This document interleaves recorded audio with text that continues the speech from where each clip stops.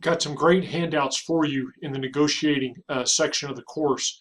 And so I want to briefly introduce some of the key concepts, and then I want to extend you beyond the readings that you're going to have.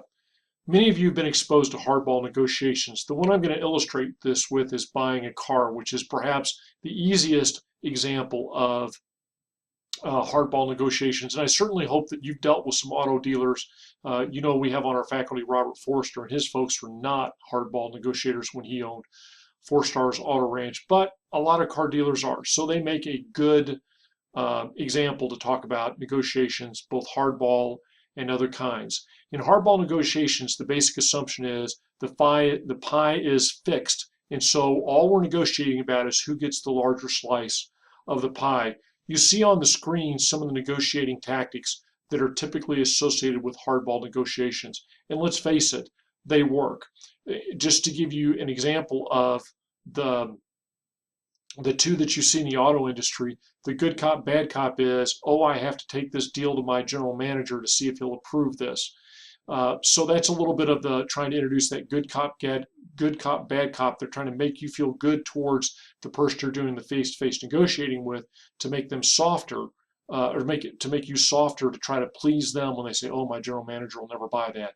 The other is the idea of the fixed deadlines. You see this with the incentives where, oh, at the end of the month they expire, and that's just too bad. So all that's designed to try to get you to make a deal.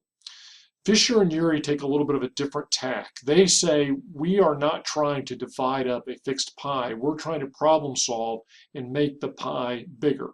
So they encourage you to see negotiations not as combat, but as problem solving. And it's very, I love what they say. It's not always practical, and we're going to point that out, but it's always a good entering place.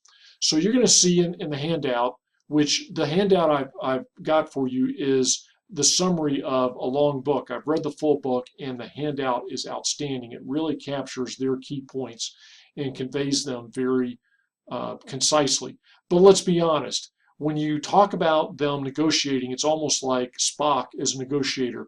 There's no irrationality, there's no emotion. It's just very, let's look at the problems, let's go from there.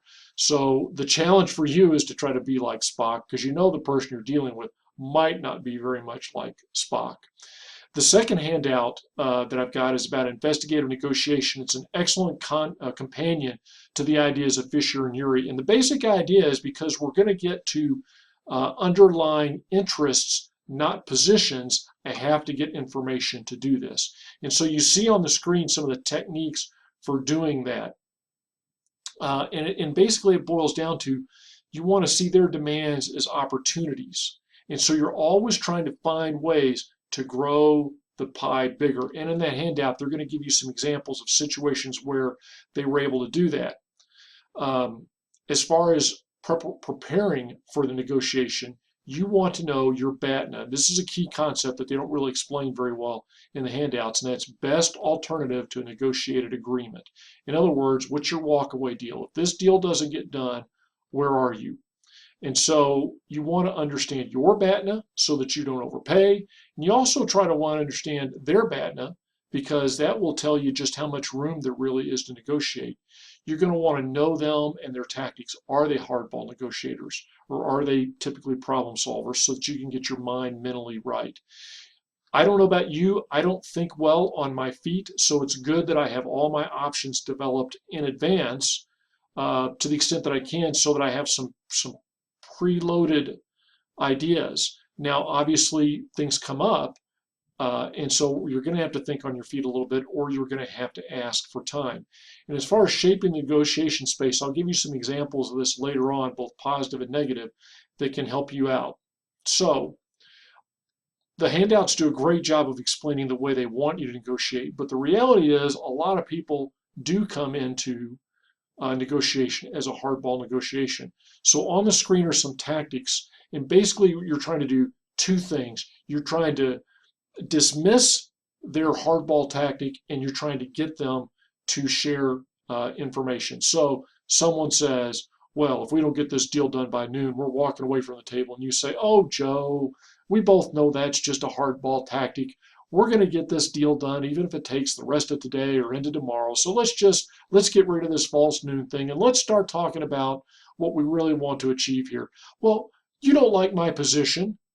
Tell me why you don't like my position. And all this is, so A, dismiss the tactic, and then B, try to find other information that's going to allow you to understand their underlying interest, which will allow you to shape your position. Now let's talk about anger. Anger, in some contexts, let's face it, can be effective. The good cop, bad cop is based on a little bit of anger. But usually it does very little good to lose your cool. And in some cultural negotiations, losing your cool is a loss of face, and they literally don't see you as a credible negotiator from that point forward. Secondly, again, this is Spock as the negotiator kind of thing. Never let the attacks go personal. Never say, Jim, you're a liar. You were born a liar. You've always been a liar, and you're lying to me right now. It's just not going to be productive. What if you have a weak hand? This is about shaping the negotiations. So if you think you have a weak hand, then you need to try to improve your BATNA or reduce their BATNA. And sometimes that's about shaping the negotiation space. For example, maybe their BATNA involves a third party.